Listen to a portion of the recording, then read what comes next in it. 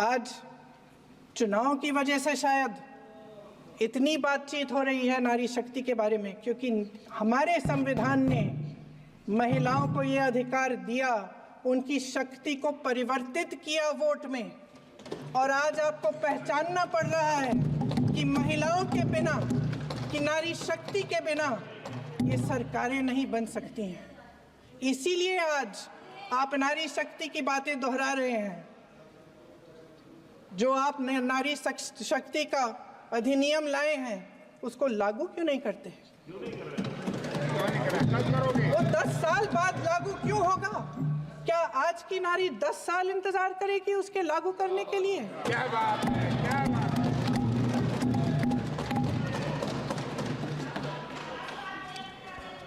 आज संसद में बैठे हुए सत्ता पक्ष के मेरे साथी ज्यादा से ज्यादा अतीत की बातें करते हैं।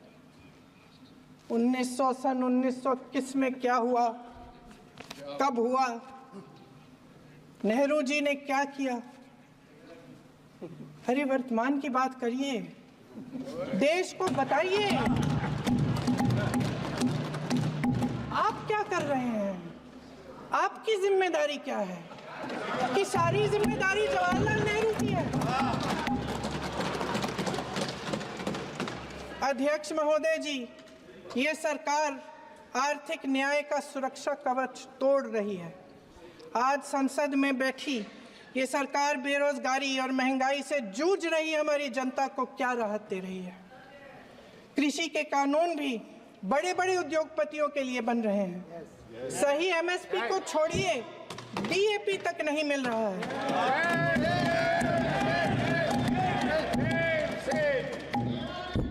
वायनाड से लेकर ललितपुर तक इस देश का किसान रो रहा है। आपदा आती है तो उसको कोई राहत नहीं मिलती। भगवान भरोसे है आज इस देश का किसान, उसको छोड़ दिया गया है। आज हिमाचल में देखिए, जितने भी कानून बने हैं वो सब बड़े बड़े उद्योगपतियों के लिए बन रहे हैं। हिमाचल में जो सेब उगता था, उसके जो छोटे छोटे किसान हैं वह रो रहे हैं, क्योंकि एक व्यक्ति के लिए सब कुछ बदला जा रहा है। सुनने की हिम्मत रखो। मैं अध्यक्ष महोदय जी, अध्यक्ष महोदय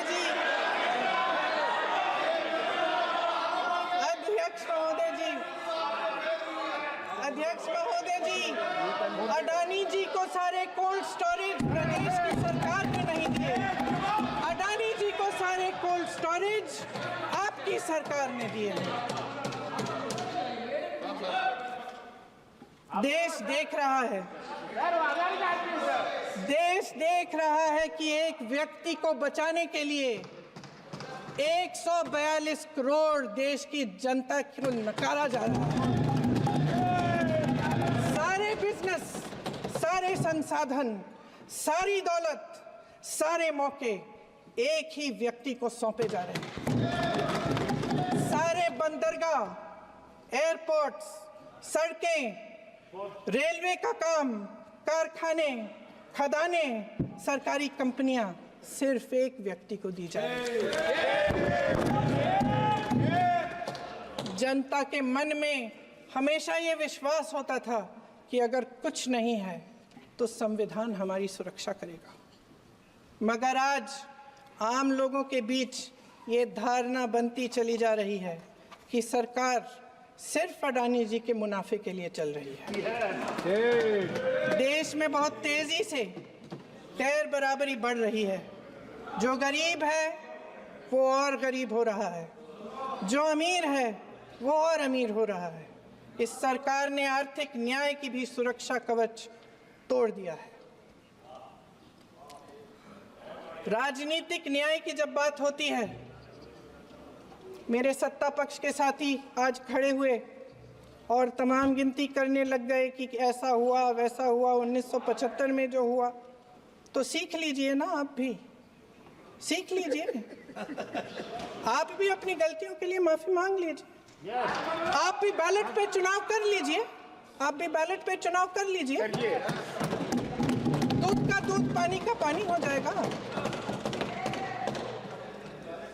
आप राजनीतिक न्याय की बात करते हैं, सरकारों को पैसों के बल पर गिरा देते हैं।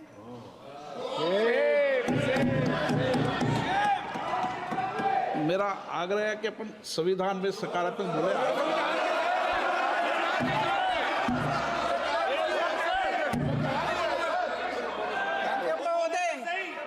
अध्यक्ष महोदय, सत्ता पक्ष के हमारे साथी ने एक उदाहरण दिया उत्तर प्रदेश की सरकार का, तो मैं भी एक उदाहरण दे देती हूँ महाराष्ट्र की सरकार का, मैं भी एक उदाहरण दे देती हूँ हिमाचल की सरकार को तोड़ने की कोशिश किसने की, पैसों के बल पे की, गोवा की सरकार, तमाम उदाहरण है। राजस्थान की क्या ये सरकारें जनता ने नहीं चुनी थी? क्या संविधान इन पर लागू नहीं था? पूरी देश की जनता जानती है कि इनका हंसती है, जानती है कि इनके यहाँ तो वॉशिंग मशीन है।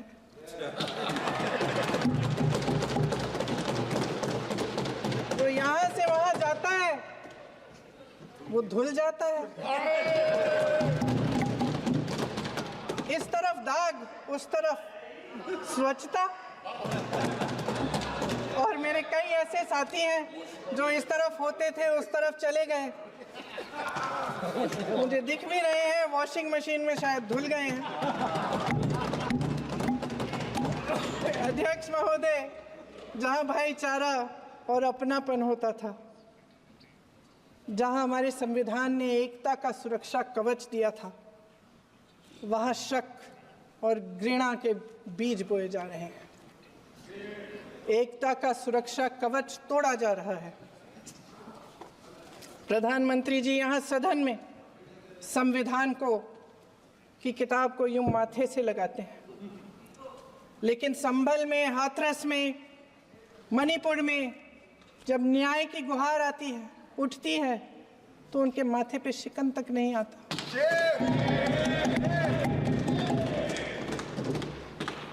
शायद समझ नहीं पाए हैं कि भारत का संविधान संघ का विधान नहीं है।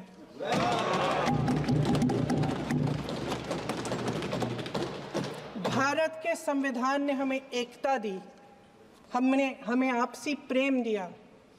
उस मोहब्बत की दुकान जिस पर आपको हंसी आती है, उसके साथ करोड़ों देशवासी चले।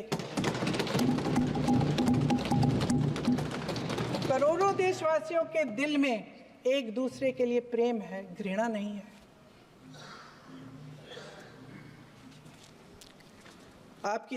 इनकी जो विभाजनकारी नीतियां हैं, उसका नतीजा हम रोज देखते हैं।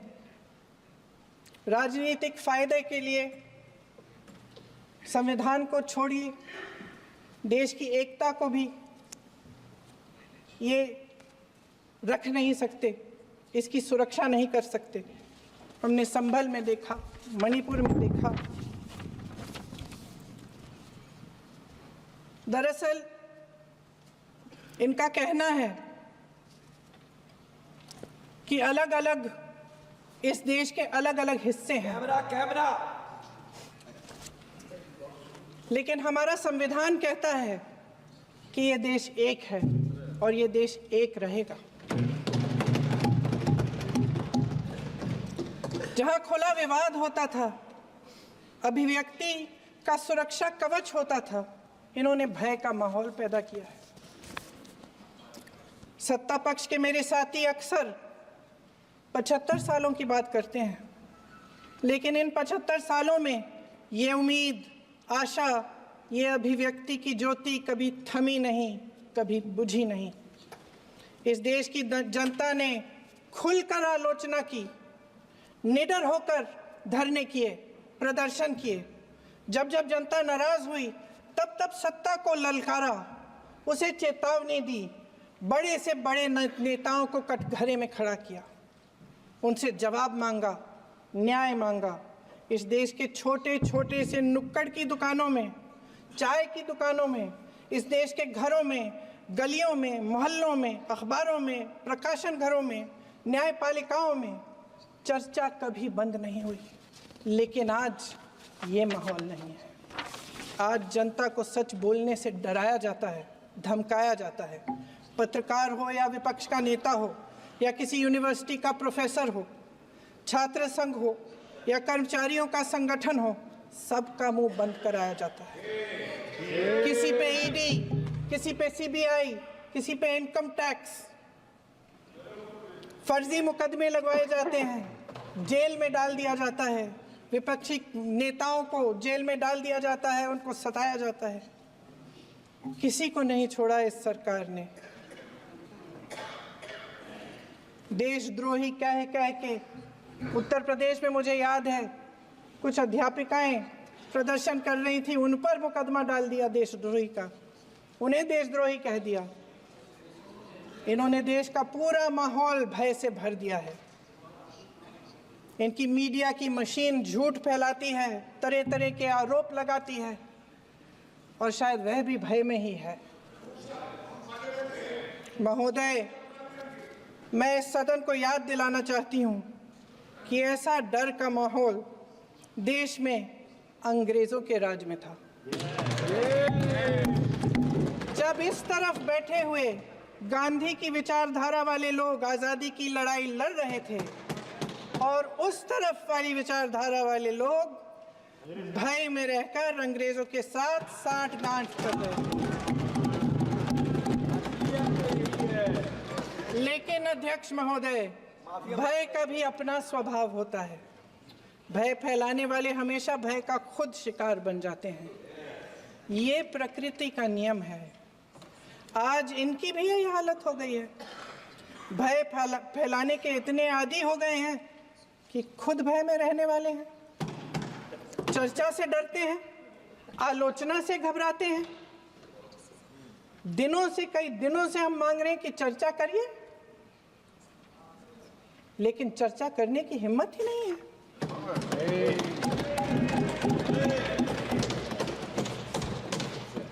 एक कहानी होती थी अध्यक्ष महोदय, शायद बचपन में आपने भी सुनी होगी। राजा भेष बदलकर बाजार में आलोचना सुनने जाता था। ये सुनने जाता था कि प्रजा मेरे बारे में क्या कह रही है, मैं सही रास्ते पे चल रहा हूं कि नहीं। लेकिन आज का राजा, भेष तो बदलते हैं आज के राजा, शौक तो है उनको भेष बदलने का, लेकिन ना जनता के बीच जाने की हिम्मत है और ना आलोचना सुनने की। महोदय, मैं तो सदन में नहीं हूं।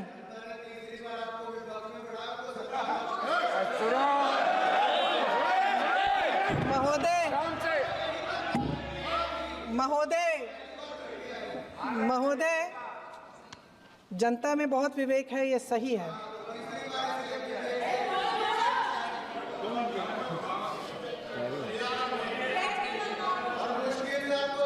अच्छा महोदय, मैं सदन में नहीं हूँ। कुछ हाँ ठीक है, मैं सदन में नहीं हूँ, मात्र 15 दिनों से आ रही हूँ। लेकिन मुझे ताज्जुब होता है कि इन 15 दिनों में इतनी बड़े इश्यूज हैं, इतनी बड़ी बातें हैं। प्रधानमंत्री जी मात्र एक दिन के लिए, शायद 10 मिनट के लिए दिखे हैं सभा।